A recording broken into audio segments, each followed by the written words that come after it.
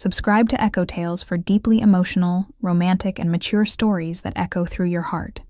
Don't forget to like, share, and comment to support meaningful storytelling. Maya never expected much from the world anymore. Her apartment, a modest third-floor unit tucked away on the quieter side of the city, had become both her shelter and her prison. 2 years had passed since her heart had last been touched, truly touched, by anyone. She wasn't bitter, but she had learned to live with silence, with aching memories that crept in during the early hours of the morning. Her neighbors changed often, none staying long enough to matter. So when the new tenant moved into the unit, next door, she didn't think twice. A tall, quiet man with steady eyes and a calm presence. Ethan. He kept to himself, only ever offering a brief nod in the hallway, a half smile in the elevator. That was enough. Maya wasn't looking to make new connections. But fate has a strange way of knocking. Sometimes, quite literally. It was a stormy Thursday night.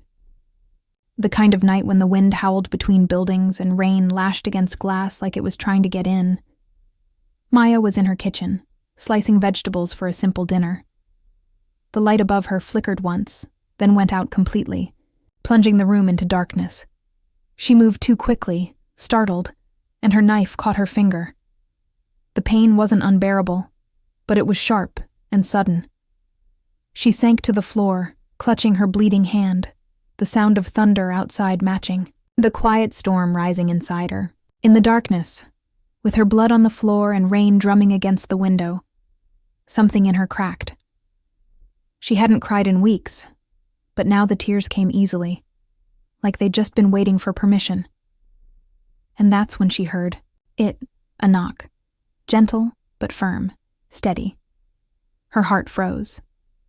Who would knock at her door now? She pulled herself up, wiped her eyes quickly, and opened the door just a crack. There he stood, Ethan, drenched slightly from the rain, holding a small first aid kit in one hand and an umbrella in the other. "I heard a crash," he said, voice soft, eyes scanning her pale face and trembling hands. "Are you okay?" Maya blinked, confused, vulnerable, and unsure how to respond. She didn't know what startled her more, the knock or the concern in his voice. She stepped aside wordlessly. Ethan entered with the calm of someone used to handling fragile things. He knelt beside her without hesitation, opened the kit, and gently took her hand. His touch was careful, not just with her wound, but with her. He cleaned and wrapped the cut. Maya found herself watching him more than the injury. There was something in his eyes, something kind, but distant, like he knew what it felt like to fall apart quietly. When he finished, he glanced around at the dark kitchen and the half-sliced vegetables. "I cook," he said simply. "Want some company?" Maya wanted to say no, wanted to keep the walls up, but the words didn't come. Instead, she nodded. And for the first time in what felt like forever, she let someone stay. They shared pasta that night in her candle-lit kitchen. They talked about everything and nothing. His voice was low and steady, his laugh rare but genuine. And somewhere between their second helping and the last sip of tea, Maya caught him watching her. Not in a way that made her uncomfortable, but in a way that made her feel seen, truly seen. "You have a beautiful laugh," he said quietly, almost to himself. And just like that, the silence that had lived between their walls for so long began to shift, softening into something else, something neither of them had words for yet. From that night on, something changed. Not loudly, not all at once, but in small, undeniable ways. Maya, who was used to drifting through her days like a ghost, suddenly found her world shifting with every knock, every glance, every accidental meeting in the hallway. Ethan wasn't just a kind neighbor anymore. He was becoming part of her routine, part of her thoughts. She started noticing the smell of fresh coffee wafting from his apartment in the morning, the quiet hum of music that played through their shared wall in the evenings, and the sound of his footsteps, a comforting rhythm that echoed gently in her mind long after he passed. It had been years since she let anyone in, but Ethan wasn't knocking down walls. He was simply there. And something about his presence felt like safety she had forgotten how to crave. The next weekend, the electricity flickered again during a thunderstorm. This time, Maya didn't panic.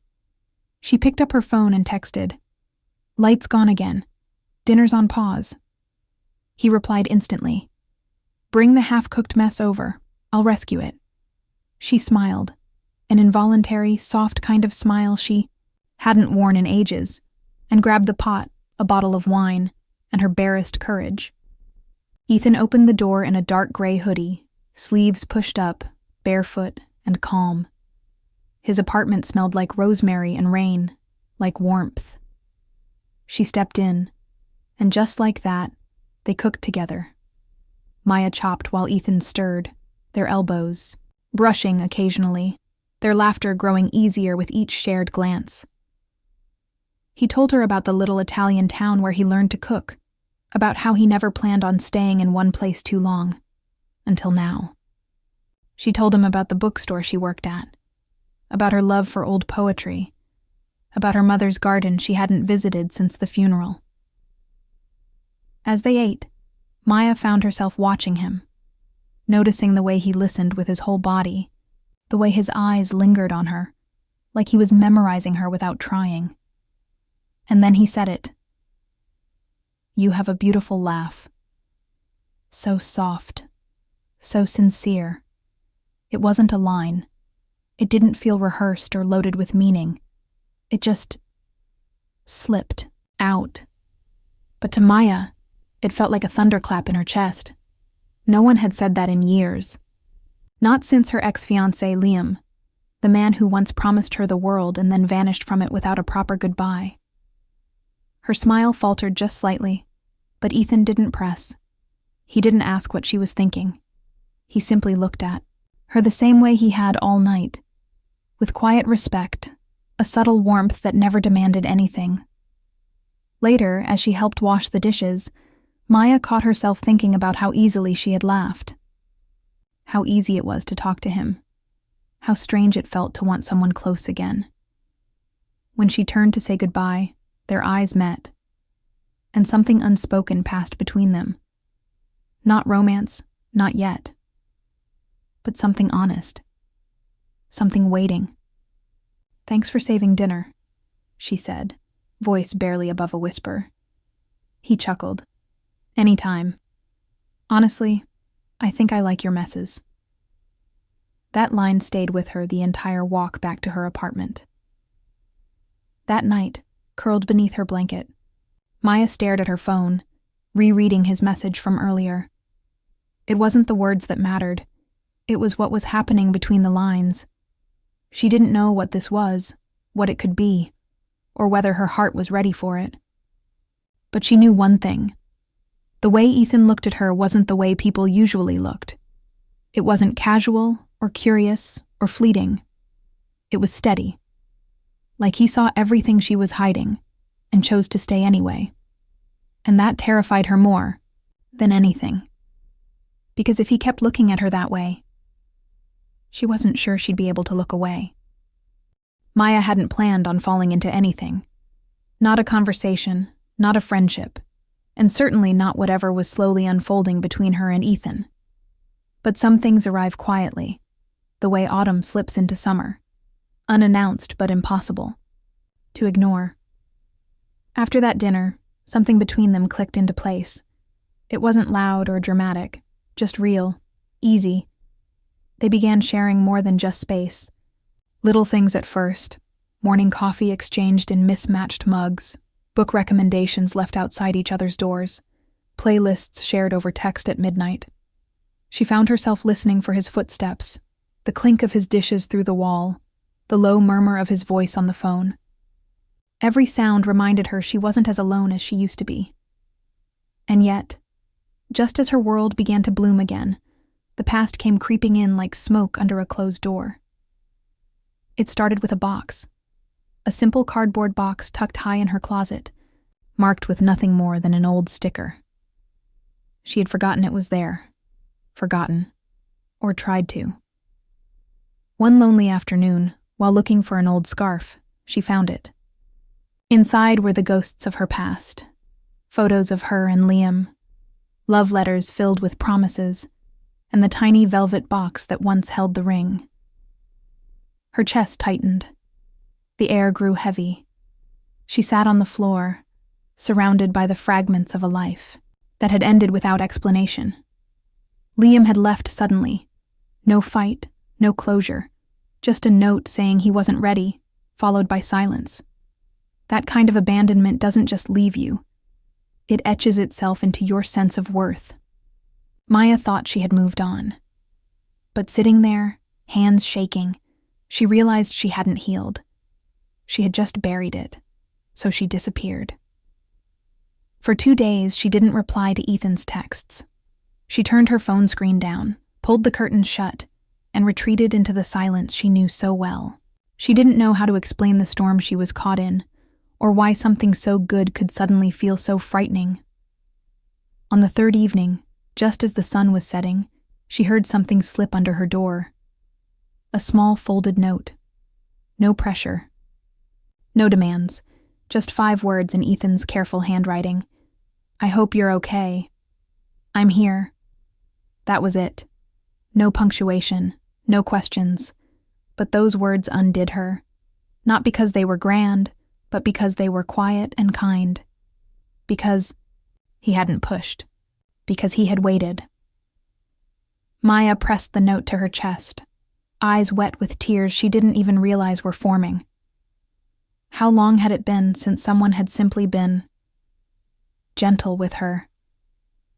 Most people saw her smile and assumed she was fine. Ethan, somehow, had seen through it all. And he hadn't run. That night, she stared at the wall they shared, imagining him just feet away, probably reading, probably wondering.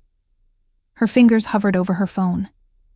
Then finally she texted, "Sorry, I disappeared. Ghosts." A moment later, his reply came, "We all have them. You don't have to fight them alone." Maya curled into her blanket, holding the phone like a lifeline. She didn't know what this was between them yet. Friendship, possibility, or something. Braver. But it felt like the first time in a long time that someone had seen the broken parts of her and hadn't flinched. And that was scarier than anything. Because if Ethan kept showing up with that quiet patience and those kind eyes, she might one day have to let him all the way in. And Maya wasn't sure what scared her more. The thought of opening up, or the fact that she already wanted to. The days after Maya's breakdown slipped into a gentler rhythm. Delicate, uncertain, but strangely comforting. She didn't need to explain herself to Ethan, and that, in itself, was a kind of healing. He never pried, never poked at her past like it was a puzzle to solve. Instead, he stayed present in quiet ways. A sticky note on her door with a terrible joke, a bag of fresh bagels hanging from her handle on Sunday morning, a shared glance in the hallway that lingered just a moment too long. Maya began to crave those moments.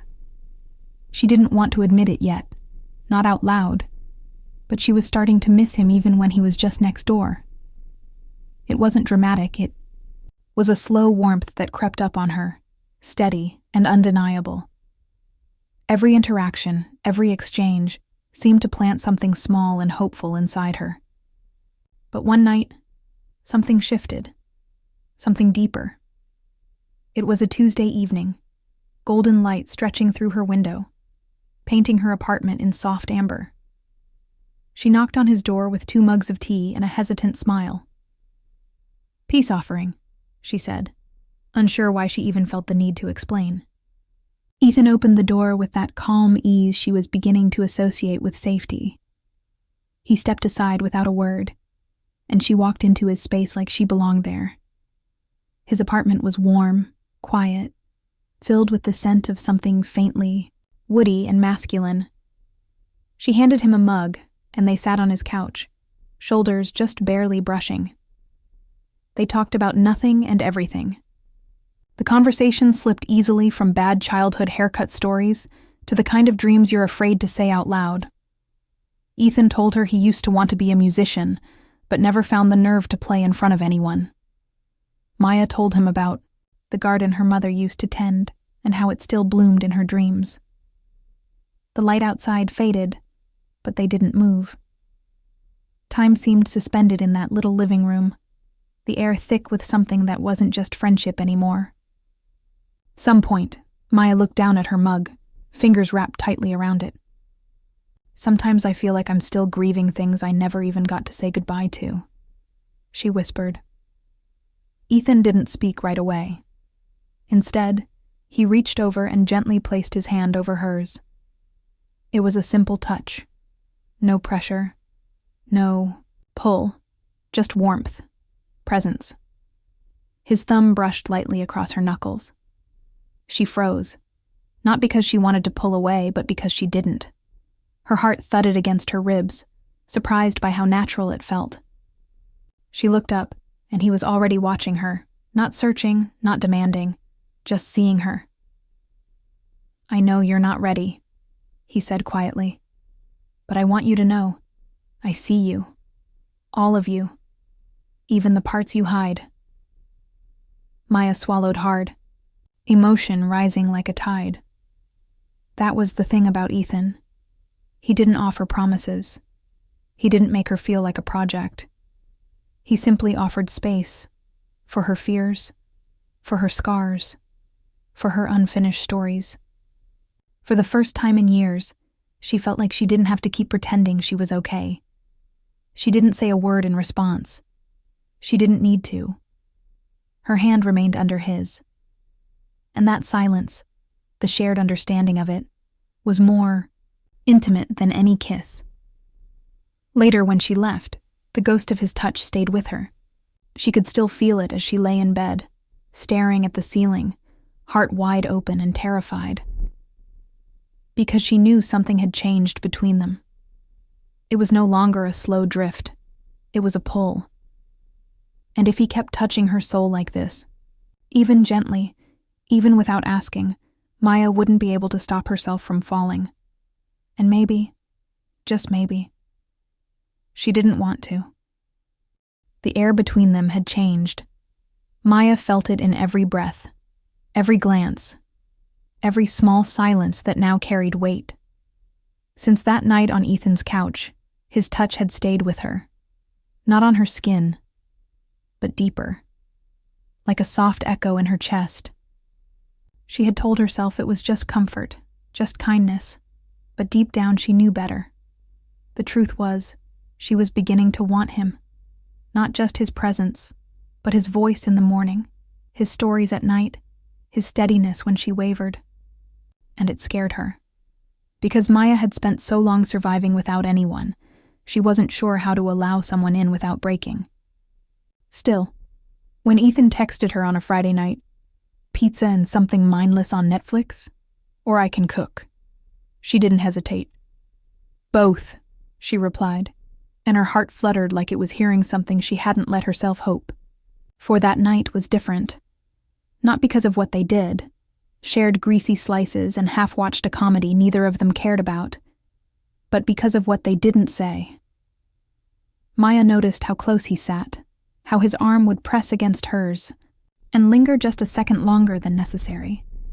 And he noticed, too, how she leaned into him a little more than before. There was laughter, but it felt laced with something heavier. Longing, hesitation, fear. Then, during a lull in the movie, Maya turned to him without thinking. "Why are you so patient with me?" she asked. Ethan looked at her, surprised, but not caught off guard. He set his drink down slowly, eyes never leaving hers. "Because I've seen what rushing does," he said. "And you're worth waiting for." Maya didn't know what to do with that kind of softness. Her breath caught. She wanted to run, wanted to hide, but instead, she stayed. The quiet stretched, filled with something thick and unsaid. And then, for the first time, she told him about Liam. Not all the ugly parts, just the pieces that still stung. The sudden goodbye, the unanswered questions, the way she blamed herself for not seeing it coming.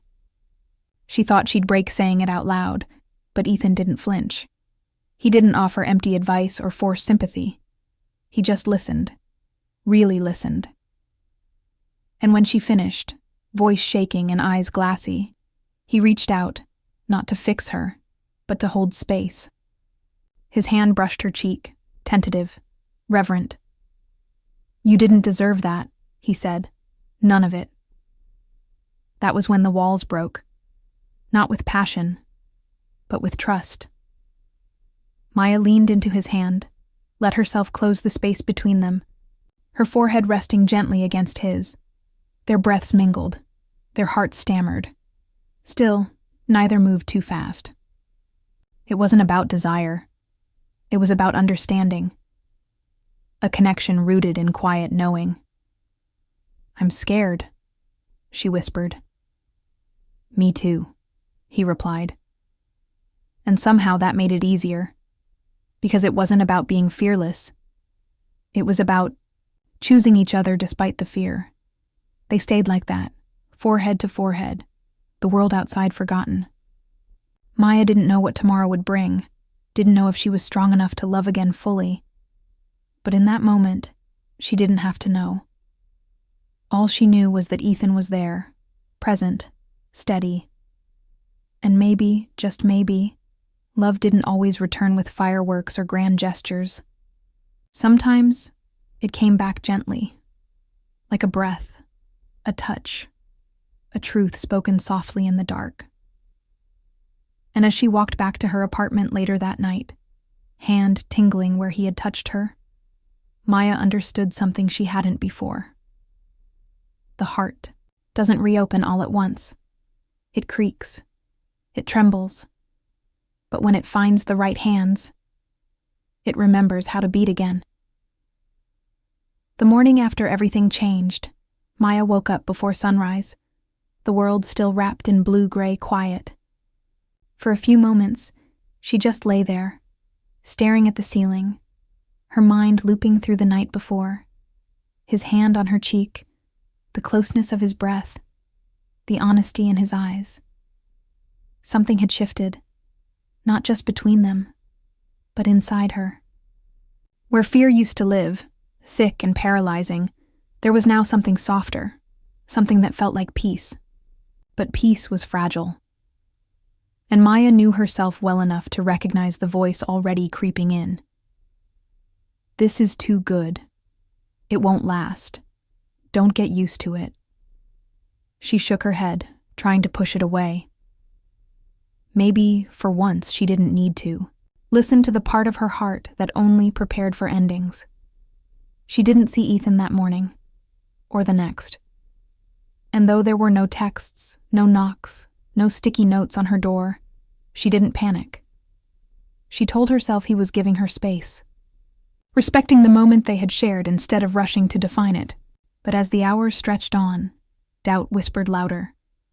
By evening, she cracked, stepping into the hallway, barefoot, heart racing, and knocked on his door. No answer. The light was off. Her stomach sank. But just as she turned to leave, the elevator dinged, and there he was, grocery bags in hand, a surprised, sheepish smile lighting his face. "Didn't expect to catch you here," he said, voice warm. "Was gonna come over in 10 minutes. Relief crashed over her so fast she laughed, sudden, nervous, a little teary. "I thought maybe I imagined everything," she admitted. Ethan set his bags down and stepped closer. "You didn't," he said simply. "I just wanted to give you room to breathe. But I've been thinking about you all day." She looked up at him, at the way his expression didn't demand anything, and for the first time in years, she allowed herself to lean in. Not metaphorically, not carefully. Just in. She pressed her forehead to his chest, and he wrapped his arms around her like he'd been waiting a lifetime. "I'm so used to being left," she mumbled into his shirt. "But you keep staying." Ethan kissed the top of her head and whispered, "Maybe because I know what it feels like to be left too." In the weeks that followed, they didn't become something dramatic. There were no declarations, no whirlwind confessions. Just more dinners, long walks at dusk, the quiet joy of folding laundry together. Maya began leaving her apartment door open in the mornings, and sometimes she'd look up from her tea to find Ethan there, barefoot, still sleepy, grinning at her like she was something rare. They talked about everything: his parents' divorce, her mother's illness, the ache of growing older, and wondering if you missed your chance at happiness. And one rainy evening, when they were sitting on the floor of his apartment, surrounded by takeout containers and old records, Maya looked at him and said without hesitation, "I think I'm falling in love with you." Ethan didn't rush to respond. He just reached for her hand and said, "Good, because I've been falling too." What surprised Maya most wasn't how deeply she began to care for him. It was how safe she felt in the stillness. She had always imagined love as a fire, consuming, chaotic. But this was warmth. This was softness. It was knowing someone would come find you when you disappeared, that they wouldn't fix you, but they'd sit in your darkness with you until the light came back. And maybe that was the greatest kindness of all. Because in a world that had taken so much from her, Ethan had given her the one thing she stopped believing she deserved: a chance to be loved slowly, honestly, and without condition.